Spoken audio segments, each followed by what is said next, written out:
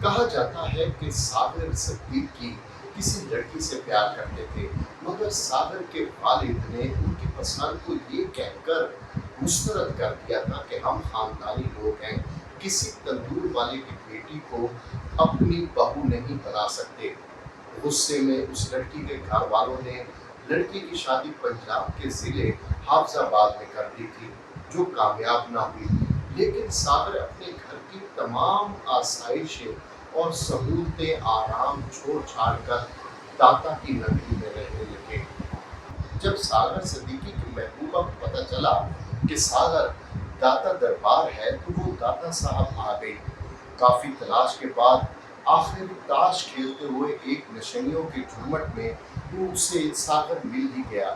اس نے ساغر کو اپنے ساتھ چلنے کو کہا اور یہ بھی بتایا کہ مجھے میرے خامد نے ہاتھ تک نہیں لگایا اور ہماری داستان محبت سن کر مجھے طلاق دے دی ہے۔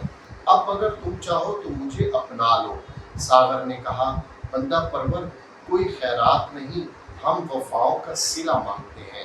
غربت، ڈپریشن، ٹینشن کی وجہ سے ساغر صدیقی کے آخری چند سال نشے میں گزرے اور وہ بھیک مانگ کر گزارا کیا کرتے تھے۔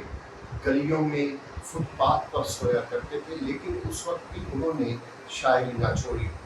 میری غربت نے اڑایا ہے میرے فن کا مزار، تیری دولت نے تیرے عیب چھپا رکھے ہیں۔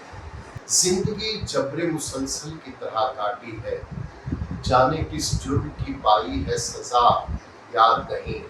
آؤ ایک سجدہ کریں عالم مدہوشی میں، لوگ کہتے ہیں کہ ساغر کو خدا یاد نہیں۔